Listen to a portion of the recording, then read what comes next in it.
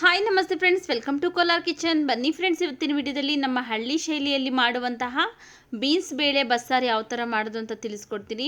ಇದು ಅನ್ನಕ್ಕೆ ಮುದ್ದೆಗೆಲ್ಲ ತುಂಬ ಟೇಸ್ಟಿಯಾಗಿರುತ್ತೆ.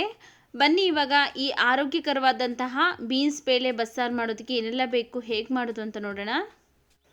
ನೋಡಿ, ಇಲ್ಲಿ ಅರ್ಧ kg ಆಗುವಷ್ಟು ಬೀನ್ಸ್ನ ನೀಟಾಗಿ ವಾಶ್ ಮಾಡಿ ಈ ಥರ ಕಟ್ ಮಾಡಿ ತೊಗೊಂಡಿದ್ದೀನಿ. ಹಾಗೆಯೇ ಒಂದು ಕುಕ್ಕರ್ಗೆ ಈ ಕಪ್ಪಲ್ಲಿ ಅರ್ಧ ಕಪ್ ಹೆಸರು ಕಾಳು ಹಾಕೋತಾ ಇದ್ದೀನಿ. ನಂತರ ಸೇಮ್ ಕಪ್ಪಲ್ಲೇ ಅರ್ಧ ಕಪ್ ತೊಗರಿಬೇಳೆ ಹಾಕೋತಾ ಇದ್ದೀನಿ. ನಿಮಗೆ ಬೇಕಿದ್ರೆ ಬರೀ ಹೆಸರು ಕಾಳು ಅಥವಾ ಬರೀ ತೊಗರಿಬೇಳೆಯಲ್ಲೂ ಮಾಡ್ಕೋಬೋದು. ಎರಡು ಹಾಕಿದ್ರೆ ಟೇಸ್ಟ್ ಚೆನ್ನಾಗಿರುತ್ತೆ ಅಂತ. ಹಾಗೆಯೇ ಒಂದು 2-3 ಸರಿ ಚೆನ್ನಾಗಿ ತೊಳ್ಕೊಂಡು ನಂತರ ಇದಕ್ಕೆ ಕಟ್ ಮಾಡ್ಕೊಂಡಿರುವಂಥ ಬೀನ್ಸ್ನ ಸೇರಿಸ್ಕೊತಾ ಇದ್ದೀನಿ. 2 ಹಣ್ಣಾಗಿರುವಂತಹ ಟೊಮೆಟೊ ಹಾಕೋತಾ ಇದ್ದೀನಿ. ಇವಿಷ್ಟು ಬೇಯೋದಕ್ಕೆ ಬೇಕಾಗುವಷ್ಟು ನೀರನ್ನು ಹಾಕೋತಾ ಇದ್ದೀನಿ. ಬಸ್ಸಾರು ಮಾಡೋದಕ್ಕೆ ಒಂದು ಸ್ವಲ್ಪ ನೀರನ್ನು ಜಾಸ್ತಿ ಹಾಕ್ಕೊಳ್ಳಿ. ಯಾವುದೇ ಬಸ್ಸಾರಾದರೂ ಒಂದು ಸ್ವಲ್ಪ ನೀರು ಜಾಸ್ತಿ ಇರಬೇಕು, ಯಾಕಂದರೆ ನಾವು ಬೇಯಿಸ್ಕೊಂಡಿರುವಂಥ ನೀರಲ್ಲೇ ಬಸ್ಸಾರು ಮಾಡೋದ್ರಿಂದ. ಹಾಗೆಯೇ ರುಚಿಗೆ ತಕ್ಕಷ್ಟು ಉಪ್ಪನ್ನು ಹಾಕಿ ಒಂದು ಸಾರಿ ಮಿಕ್ಸ್ ಮಾಡಿಕೊಂಡು ಕುಕ್ಕರ್ ಲಿಡ್ ಕ್ಲೋಸ್ ಮಾಡಿ 1 ವಿಜಿಲ್ ಬಂದು ಕಂಪ್ಲೀಟಾಗಿ ತಣ್ಣಗಾಗಬೇಕು. ತುಂಬ ಎಲ್ಲ ಬೇಯಿಸ್ಕೋಬೇಡಿ, 1 ವಿಜಿಲ್ ಬಂದು ಕಂಪ್ಲೀಟಾಗಿ ತಣ್ಣಗಾಗ್ಬಿಟ್ಟಿದ್ದೀನಿ ನೋಡಿ. ಈ ಥರ ಬೆಂದಿರಬೇಕು. ತುಂಬ ಎಲ್ಲ ಬೇಯಿಸ್ಕೊಂಡ್ಬಿಟ್ರೆ ಬೇಳೆ ಎಲ್ಲ ಮೆತ್ತಗಾಗ್ಬಿಡುತ್ತೆ. ಬಸ್ಸಾರಿಗೆ ಯಾವಾಗಲೂ ಇದೇ ಥರನೇ ಉದ್ರುದ್ರಾಗಿದ್ರೇ ಟೇಸ್ಟ್ ಚೆನ್ನಾಗಿರೋದು. ಇದರಲ್ಲಿರುವಂತಹ ನೀರನ್ನೆಲ್ಲ ಸಪ್ರೇಟ್ ಮಾಡ್ಕೊಂಡಿದ್ದೀನಿ ನೋಡಿ. ಯಾವುದೇ ಕಾರಣಕ್ಕೂ ಇದು ಬೇಯಿಸ್ಕೊಂಡಿರುವಂಥ ನೀರನ್ನು ಚೆಲ್ಲೋದಕ್ಕೆ ಹೋಗಬೇಡಿ. ಇದರಲ್ಲೇ ನಾವು ಬಸ್ಸಾರು ಮಾಡಿದ್ರೆ ಟೇಸ್ಟ್ ಚೆನ್ನಾಗಿರೋದು. ಬೇರೆ ನೀರು ಹಾಕಿದ್ರೆ ಅಷ್ಟೊಂದು ಟೇಸ್ಟ್ ಬರೋದಿಲ್ಲ, ಅದಕ್ಕೋಸ್ಕರ ಈ ನೀರನ್ನು ಚೆಲ್ಲಬಾರ್ದು. ಇದರಲ್ಲಿ ಬೇಯಿಸ್ಕೊಂಡಿರುವಂತಹ ಟೊಮೆಟೊ ಹಾಗೆಯೇ ಬೇಳೆನ ಸ್ವಲ್ಪ ತೆಗೆದಿಟ್ಕೋತಾ ಇದ್ದೀನಿ ಮಸಾಲೆ ರುಬ್ಬೋದಕ್ಕೋಸ್ಕರ. ಸಾಂಬಾರಿಗೆ ಒಂದು ಸ್ವಲ್ಪ ಬೀನ್ಸ್ ಇದ್ದರೂ ಪರವಾಗಿಲ್ಲ ನೋಡಿ. ಇಷ್ಟು ಬೇಕಾಗುತ್ತೆ ನಮ್ಮನೆ ಸಾಂಬಾರಿಗೆ. ನಿಮ್ಮ ಸಾಂಬಾರಿಗೆ ಎಷ್ಟು ಬೇಕೋ ಅಷ್ಟು ನೋಡಿಕೊಂಡು ನೀವು ತೆಗೆದಿಟ್ಕೊಳ್ಳಿ.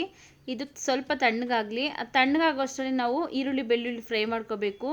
ಒಂದು ಪ್ಯಾನ್ ಬಿಸಿಗಿಟ್ಟು ಅದಕ್ಕೆ ಅರ್ಧ ಸ್ಪೂನ್ ಎಣ್ಣೆ ಹಾಕ್ಕೊಂಡಿದ್ದೀನಿ. ಎಣ್ಣೆ ಬಿಸಿ ಆದ ನಂತರ 1 ಗಡ್ಡೆ ಈರುಳ್ಳಿ 1 ಗಡ್ಡೆ ಬೆಳ್ಳುಳ್ಳಿ ಹಾಕ್ಕೊಂಡು ಫ್ರೈ ಮಾಡ್ಕೋಬೇಕು.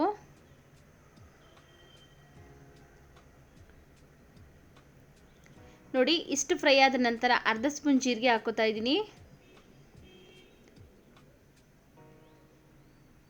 ನೋಡಿ, ಇವಾಗ ಇದು ರೆಡಿ ಆಗಿದೆ. ಮಿಕ್ಸಿ ಜಾರ್ಗೆ ಹಾಕೋತಾ ಇದ್ದೀನಿ. ಒಂದ್ಸರಿ ನೀವು ಟ್ರೈ ಮಾಡಿ ನೋಡಿ ಫ್ರೆಂಡ್ಸ್, ತುಂಬಾ ಇಷ್ಟಪಟ್ಟು ತಿಂತಾರೆ ಎಲ್ಲರೂ ಸಹ.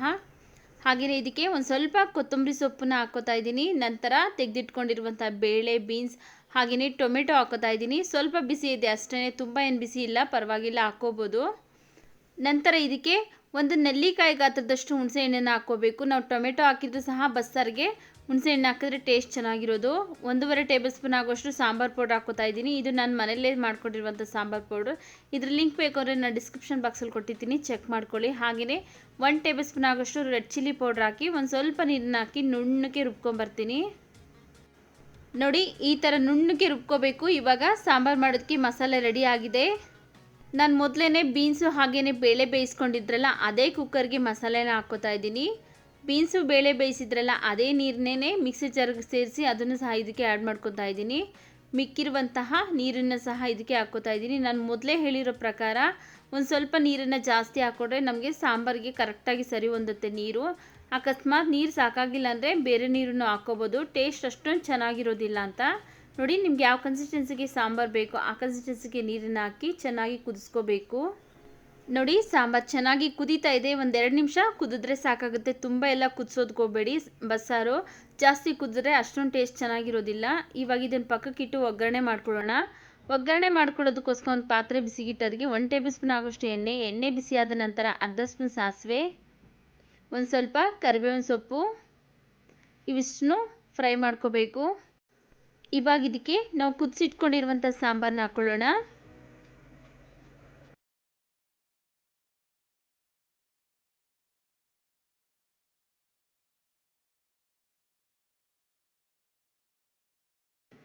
ನೋಡಿ, ರುಚಿಯಾದಂತಹ ಬೀನ್ಸ್ ಬೇಳೆ ಬಸ್ಸಾರು ರೆಡಿ ಆಗಿದೆ. ಇವಾಗ ಒಂದ್ಸರಿ ಚೆನ್ನಾಗಿ ಮಿಕ್ಸ್ ಮಾಡಿಕೊಂಡು ಸ್ಟವ್ನ ಆಫ್ ಮಾಡಿಕೊಂಡು ಪಕ್ಕಕ್ಕೆ ಇಟ್ಕೊಳ್ಳೋಣ. ಇವಾಗ ಬಸ್ಸಾರಿನ ಪಲ್ಯ ಮಾಡೋದಕ್ಕೋಸ್ಕರ ಒಂದು ಪ್ಯಾನ್ ಬಿಸಿಗಿಟ್ಟು ಅದಕ್ಕೆ 2 ಟೇಬಲ್ ಸ್ಪೂನ್ ಆಗೋಷ್ಟು ಎಣ್ಣೆ ಹಾಕೋತಾ ಇದ್ದೀನಿ. ಎಣ್ಣೆ ಬಿಸಿ ಆದ ನಂತರ ಅರ್ಧ ಸ್ಪೂನ್ ಸಾಸಿವೆ ಹಾಕೋತಾ ಇದ್ದೀನಿ. ಸಾಸಿವೆ ಎಲ್ಲ ಸಿಡಿದ ಮೇಲೆ ಒಂದು ಸ್ವಲ್ಪ ಕರಿಬೇವಿನ ಸೊಪ್ಪು ಹಾಕೋತಾ ಇದ್ದೀನಿ.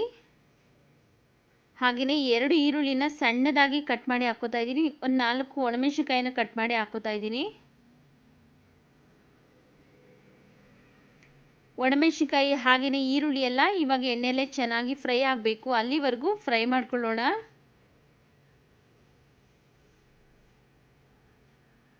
ನೋಡಿ, ಇಷ್ಟು ಫ್ರೈ ಆದರೆ ಸಾಕಾಗುತ್ತೆ. ಇವಾಗ ನಾವು ಮೊದಲೇ ತೆಗೆದಿಟ್ಕೊಂಡಿರುವಂತಹ ಬೀನ್ಸು ಹಾಗೆಯೇ ಬೇಳೆನ ಹಾಕ್ಕೊಳ್ತಾ ಇದ್ದೀನಿ. ಯಾವುದೇ ಕಾರಣಕ್ಕೂ ಬೇಳೆ ಮಾತ್ರ ಮೆತ್ತಗೆ ಮಾಡ್ಕೋಬೇಡಿ, ಯಾಕಂದರೆ ಈ ಥರ ಪಲ್ಯ ಮಾಡಿದ್ರೆ ಟೇಸ್ಟ್ ಚೆನ್ನಾಗಿರೋದಿಲ್ಲ, ಬಾಯಿಗೆ ಅಂಟ್ಕೋತಾ ಇರುತ್ತೆ ಮೆತ್ತವಾಗಿದ್ದರೆ. ಅದಕ್ಕೋಸ್ಕರ ಈ ಥರ ಉದ್ರುದ್ರಾಗಿರೇ ಚೆನ್ನಾಗಿರೋದು. 1 ಟೇಬಲ್ ಸ್ಪೂನ್ ಆಗೋಷ್ಟು ಧನಿಯಾ ಪೌಡ್ರ್ ಹಾಕ್ಕೋತಾ ಇದ್ದೀನಿ. ಹಾಗೆಯೇ ಒಂದು ಸ್ವಲ್ಪ ಕೊತ್ತಂಬರಿ ಸೊಪ್ಪನ್ನ ಹಾಕಿ ಚೆನ್ನಾಗಿ ಮಿಕ್ಸ್ ಮಾಡ್ಕೋತಾ ಇದ್ದೀನಿ. ಕೆಲವರು ಈ ಥರ ಪಲ್ಯ ಮಾಡುವಾಗ ಧನಿಯಾ ಪೌಡ್ರ್ ಹಾಕಲ್ಲ. ಈ ಥರ ಧನಿಯಾ ಪೌಡ್ರನ್ನ ಒಂದ್ಸರಿ ಹಾಕಿ ನೋಡ್ರಿ, ತುಂಬ ಟೇಸ್ಟಿಯಾಗಿರುತ್ತೆ ಪಲ್ಯ. ನೀವು ನೆಕ್ಸ್ಟ್ ಟೈಮ್ ಮಾಡಬೇಕಾದ್ರೂ ಸಹ ಧನಿಯಾ ಪೌಡ್ರನ್ನ ಬಳಸಿನೇ ಮಾಡ್ಕೋತೀರಾ, ತುಂಬ ಟೇಸ್ಟಿಯಾಗಿರುತ್ತೆ. ಬೇಡ ಅನ್ನೋರು ಖಂಡಿತವಾಗ್ಲೂ ಸ್ಕಿಪ್ ಮಾಡ್ಕೋಬೋದು. ನೋಡಿ, ಚೆನ್ನಾಗಿ ಮಿಕ್ಸ್ ಮಾಡ್ಕೊಂಡಾಗಿದೆ. ಬಸ್ಸಾರಿನ ಪಲ್ಯನೂ ಸಹ ರೆಡಿಯಾಗಿದೆ. ನೋಡಿದ್ರಲ್ಲ ಸ್ನೇಹಿತರೆ, ಎಷ್ಟೊಂದು ಈಸಿಯಾಗಿ ನಮ್ಮ ಹಳ್ಳಿ ಶೈಲಿಯಲ್ಲಿ ಬೀನ್ಸ್ ಬೇಳೆ ಬಸ್ಸಾರು ಹಾಗೆಯೇ ಅದ್ರ ಪಲ್ಯ ಯಾವ ಥರ ಮಾಡೋದು ಅಂತ. ಈ ವಿಡಿಯೋ ಇಷ್ಟ ಆಗಿದ್ರೆ ಪ್ಲೀಸ್ ಲೈಕ್ ಮಾಡಿ, ನಿಮ್ಮ ಫ್ಯಾಮಿಲಿ ಫ್ರೆಂಡ್ಸ್ಗೆಲ್ಲ ಶೇರ್ ಮಾಡಿ. ಹಾಗೆ ನಮ್ಮ ಚಾನಲ್ ಇನ್ನೂ ಸಬ್ಸ್ಕ್ರೈಬ್ ಮಾಡ್ಕೊಂಡಿಲ್ಲ ಅಂದರೆ ಪ್ಲೀಸ್ ಸಬ್ಸ್ಕ್ರೈಬ್ ಮಾಡ್ಕೊಂಡು ಸಪೋರ್ಟ್ ಮಾಡಿ ಸ್ನೇಹಿತರೆ. ಮುಂದೆ ಒಂದೊಳ್ಳೆ ವಿಡಿಯೋದೊಂದಿಗೆ ಭೇಟಿ ಆಗೋಣ. ಅಲ್ಲಿವರೆಗೂ ವಿಡಿಯೋ ನೋಡಿದ್ದಕ್ಕಾಗಿ ಧನ್ಯವಾದಗಳು.